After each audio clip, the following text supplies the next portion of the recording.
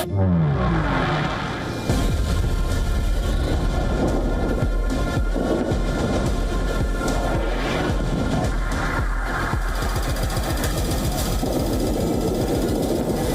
out all of their boats.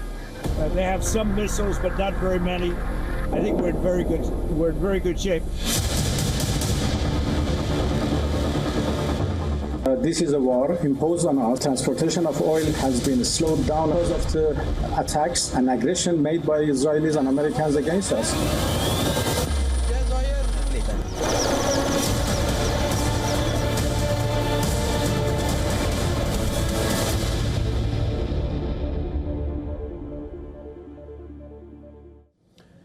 And as the conflict in Iran shows no signs of easing, multiple explosions have been reported across Iran's capital and other cities as US and Israeli attacks continue.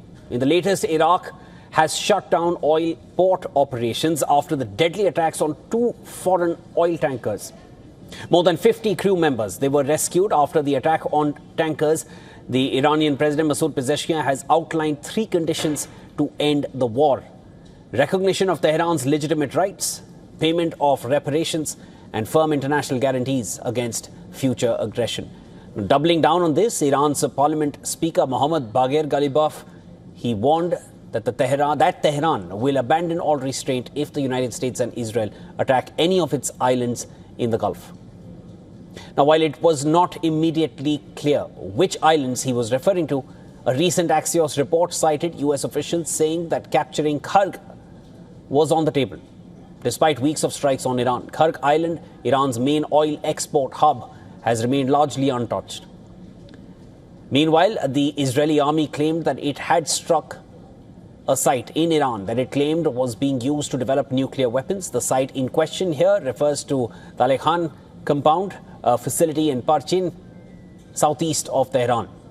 According to the US and the Israeli Defense Forces, the compound was utilized to develop advanced explosives and to conduct sensitive experiments as part of the Ahmad project, the covert nuclear weapon development program in Iran in the 2000s.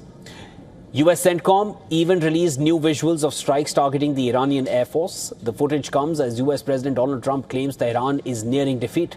In an earlier interview, Trump said the war with Iran could end soon, arguing that there is practically nothing left for the US military to bomb.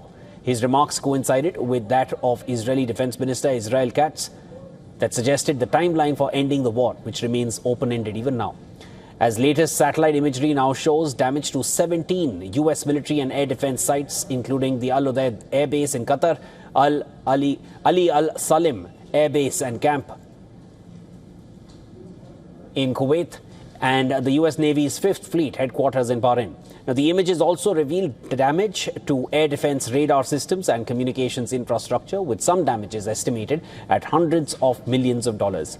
Amid all of this, the European Union has approved new sanctions on 19 Iranian officials and entities, citing serious human rights violations. During Tehran's deadly crackdown on mass protests, Iran's new supreme leader, Mojtaba Khamenei, was not among those hit by the measure. Tehran has since condemned the sanctions and even accused the EU of being complicit in the attacks. But so far, the war that has now entered its 13th day has killed 2,000 people. Due to the conflict, one of the worst fuel shocks since the 1970s is being witnessed. And according to the UN, up to 3.2 million people have been displaced inside Iran alone.